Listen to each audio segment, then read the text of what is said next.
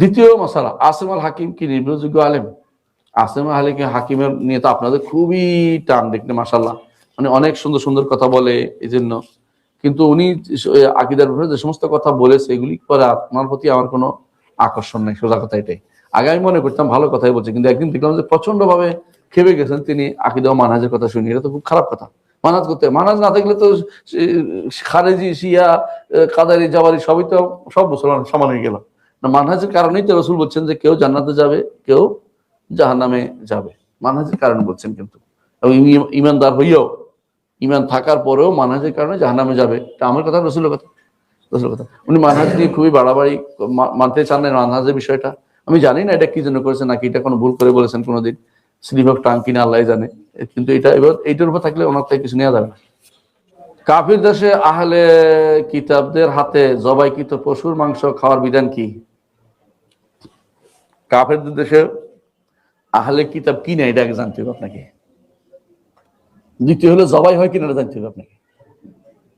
আমার জানা মতে কাফের দেশে জবাই নিষিদ্ধ। ওরা গ্যাস চেম্বারে ঢুকায়, গুলি করে মারে, অথবা ইলেকট্রিক শক দিয়ে মারে, 3 রকমের তারা মারে। ওদের ওইটা ওরা এর নাম দিছে, আমরা যেভাবে জবাই করি এটার নাম দিছে তারা অ্যানিমেল ক্রুয়েলিটি, মানে অর্থাৎ জন্তুর প্রতি নির্দয়তা। এটা যে আপনি করতে দেখে আপনার ধরে নিয়ে যাবে চাইলে। আপনি এই বুদ্ধি করছেন কাফেরদের এই জন্য বস্তুগুলি খাওয়া যায় না, এই কারণে। যদি তারা জবাই করতো, এখন প্রশ্ন, দ্বিতীয় প্রশ্ন আসবে আহলে কিতাব কিনা। বেশিরভাগ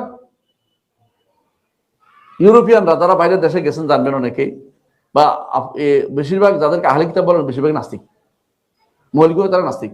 কথা বলছেন কিনা? বেশিরভাগে সত্যি সত্যি মানে না, বেশিরভাগে আল্লাহকে সত্যি সত্যি মানে না, বেশিরভাগ দিন মানে না।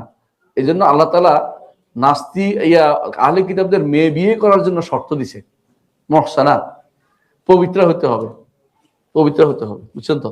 এবং তারা ঠিকই দিন মানতে হবে, কিতাব মানতে হবে, যে কিতাবটা আমরা মানি এরকম হইতে হবে। কিন্তু এদের অধিকাংশই কিতাব মানে না। জবাইও ভুল, লোকটাও আসলে আহলে কিতাব না। যদি সত্যি সত্যি আহলে কিতাব পাওয়া যায়, ধরে নিলাম আহলে কিতাব অর্থ কি? তাওরাত মানে, তাওরাত মানে ইনজিল মানে, বুঝছেন তো? ঈসা আলাইহিস সালাতু ওয়াস সালামকে যেটাই মানুক, যেটাই মানুক, ঈসা আলাইহিস সালামকে মানে, সে নবী মানুক আর মানুক, এটা রসুলের যোগ্য এটা ছিল। যখন আয়াত নাজিল হচ্ছে তখনও তারা ঈসা আলাইহিস সালাতু ওয়াস সালামকে তারা কি বলতো? 3 জনের একজন বলতো, তখনও তারা ছিল এটা। সালাতু সালাতাত আল্লাহ কোরআন উল্লেখ করেছেন। তারপরেও আল্লাহ তাআলা তাদের হাতের জবাই করাটাকে অনুমোদন করেছে, বুঝে আসছে? এই যে যদি এরকম পাওয়া যায় কত সত্যি সত্যি আহলে কিতাব সত্যি সত্যি জবাই করছে আল্লাহর নাম নিয়ে, তাহলে তাদের জবাই করা পশু খাওয়া যাবে।